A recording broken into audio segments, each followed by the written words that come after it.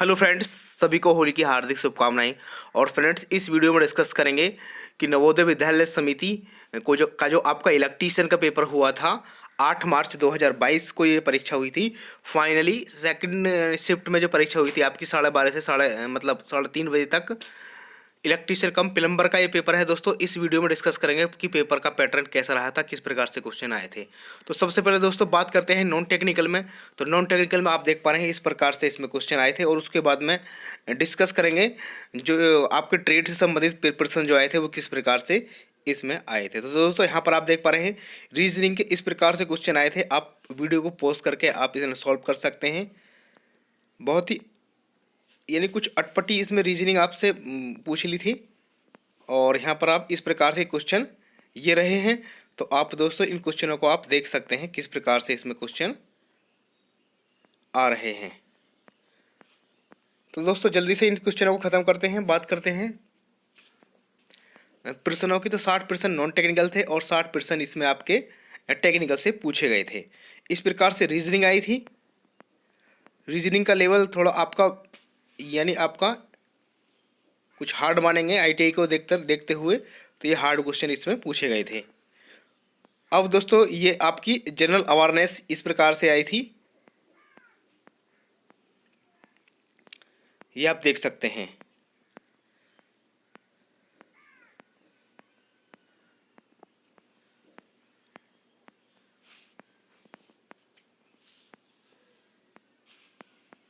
और दोस्तों ये जो आपका चल रहा है यानी जनरल अवेयरनेस भी आपकी इस प्रकार से आई थी। यानी जो आपकी वो पद्यांश से भी इसमें जनरल अवेयरनेस पूछ ली गई थी। यानी जनरल अवेयरनेस के लिए भी इसमें पद्यांश दिया गया था, उससे आपसे जनरल अवेयरनेस पूछी गई थी। और फाइनली जो आपकी इंग्लिश आई थी वो इस प्रकार से इंग्लिश इसमें आई थी। 15 क्वेश्चन आपके इंग्लिश के थे, 15 हिंदी के, और आपके लगभग ओवरऑल मिलाकर आपके 60 क्वेश्चन नॉन टेक्निकल से इस प्रकार से पूछे गए थे। अब दोस्तों फाइनली बात करते हैं जो आपकी टेक्निकल आई थी वो किस प्रकार से इसमें टेक्निकल आई थी। आप वीडियो को पॉज करके देख सकते हैं। और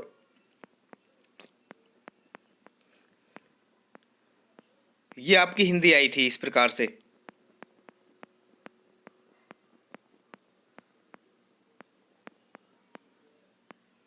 अब बात करते हैं जो आपकी टेक्निकल से संबंधित क्वेश्चन पूछे गए थे वो आपके इस प्रकार से पूछे गए थे।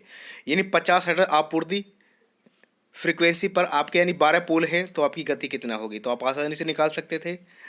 नियॉन साइन लैंप में ट्यूब में नियॉन का दाब कितना होता है, तो वो आपसे पूछा गया था।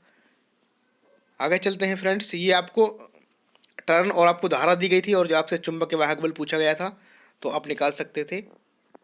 n×5 करके आप निकाल सकते थे।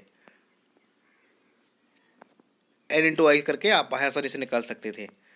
एक आपको रीड रिले की स्थिति में संपर्क प्रतिरोध को न्यूनतम रखने के लिए स्पर्श या फिर के बने होते हैं, या तो सोने के बने होते हैं या आपके रेडियम के बने हुए होते हैं। 4 ध्रुव वाले आपको अल्टरनेटर में आपका मैकेनिकल डिग्री आपको दिया गया था, तो आपको इलेक्ट्रिकल डिग्री नहीं, सॉरी, आपको आपको 4 ध्रुव दिए गए थे, आपको यांत्रिक डिग्री आपको दिया गया 30 डिग्री, तो आपसे विद्युत डिग्री आपको पूछा गया था। आप आसानी से निकाल सकते थे फ्रेंड। छोटे यूनिवर्सल मोटर की जो दक्षता होती है वो कितना होती है, वो आपकी 20 से 30% होती है, ये आपसे पूछा गया था दोस्तों। आपका फ्यूजिंग फैक्टर के बारे में पूछा गया था, यानी अत्यधिक धारा क्षरण के चयनित फ्यूज में 1.4 से अधिक फ्यूजिंग फैक्टर का मान नहीं होना चाहिए।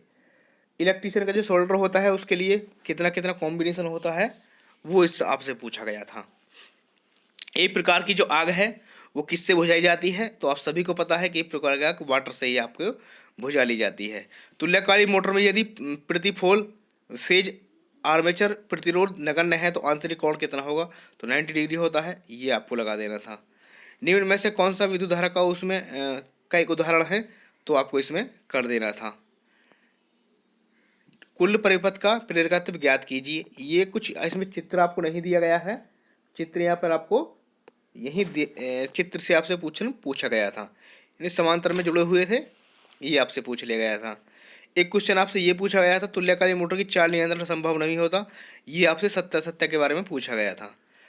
ये आपको 6 पोल यानी फिर आपको स्लिप निकालना था, कितना स्लिप आएगी तो आप निकाल सकते थे। और आपका अर्ध अप्रत्यक्ष प्रकाशन स्थिति में यानी जो प्रकाश है वो नीचे की तरफ कितना आता है तो आपको यहाँ पर निकाल देना था। और आपका शैथिल्य भूमि में जब पाइप यानी जो आपकी का जो झुकाव है वो कितना होना चाहिए, यानी पथरीली जो जगह है आपकी चट्टानों में आपका जो पाइप इलेक्ट्रोड का झुकाव कितने से आपका कम नहीं होना चाहिए, तो आपका 30 डिग्री से कम नहीं होना चाहिए। क्योंकि सभी जानते हैं जो पाइप होती है वो आपकी वर्टिकल होती है, लेकिन जो पथरीली जो भूमि होती है उसमें आपका जो 30 डिग्री से आपका कम नहीं होना चाहिए, यानी इससे ज़्यादा आप पाइप को नहीं डाल सकते, यानी इस प्रकार से आप पाइप डालना अलाउ नहीं है, या आपका जो एंगल है वो आपका 30 डिग्री आपका उससे कम नहीं होना चाहिए। 1 एम्पियर घंटा विद्युत बराबर कितने होते हैं, 3600 कूलम होते हैं, आप निकाल सकते हैं। चिन्ह का प्रयोग करते नहीं, कौन सा चिन्ह है वो आपसे पूछा गया था, उसमें दिया गया था। तो चिन्ह यहाँ पर आपको नहीं दिखाई दे रहा है, तो मैं आपको बता देना चाहता हूँ, ये मूविंग कॉइल का चिन्ह इसमें पूछा गया था। मृदु सोल्डर का गलनांक कितने से नीचे होता है, तो आपका 300 डिग्री से नीचे होता है, तो ये आपको कर देना था। मानव शरीर में कान से कान के बीच कितना प्रतिरोध होता है, तो 100 ओम होता है, ये आपको कर देना था। एक आपको दिया गया था, यहाँ से आपको क्यू फैक्टर आपसे पूछा गया था। डीसी मोटर का बहुत कम, कौन सी जो डीसी मोटर है उसका जो प्रयोग है आपका बहुत कम होता है, तो डिफरेंशियल कंपाउंड मोटर होती है उसका प्रयोग बहुत कम होता है, तो ये आपसे पूछा गया था। एक यहाँ से पूछा गया था फ्रेंड्स आपसे, तांबे की चालकता एल्यूमिनियम की चालकता बेहतर होती है, बिल्कुल सही है। और एल्यूमिनियम का घनत्व तांबे की घनत्व से अधिक होता है, तो ये भी आपका बिल्कुल गलत है, यानी आपको सत्य असत्य ये ऐसे करके पूछा गया था। संधारित्र की आपको धारिता पूछी है, जिसमें वोल्ट आपको दिया गया था और आपको कूलम यानी आवेश दिया गया है, तो धारिता कितनी होगी आप निकाल सकते थे। सी बराबर क्यू अपॉन एफ करके आप निकाल सकते थे। 10 एम्पीयर का कार्टेज फ्यूज का जो आपका कलर कोडिंग होती है वो लाल रंग की होती है, तो ये आपको कर देना था। एक पूछा गया था डीसी मोटर की स्थिति में आर्मेचर रिएक्शन के कारण मोटर की गति क्या प्रभाव पड़ता है और बलागुण पर क्या प्रभाव पड़ता है। तो मोटर की गति आपकी बढ़ जाती है क्योंकि फ्लक्स कम हो जाता है, और आपकी जो टॉर्क है वो आपका कम हो जाता है।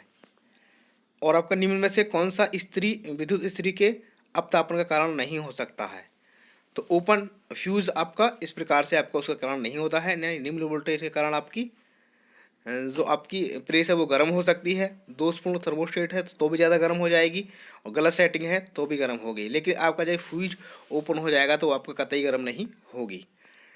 यानी आपसे पूछा गया था तो 29 इलेक्ट्रॉन वाले तांबे की पहली कक्षा में कितने इलेक्ट्रॉन होंगे, तो आपको पहली कक्षा से पूछा गया था आपकी बार, तो आपके 2 इलेक्ट्रॉन होंगे, नहीं 2 8 18 ऐसे करके होता है आपका।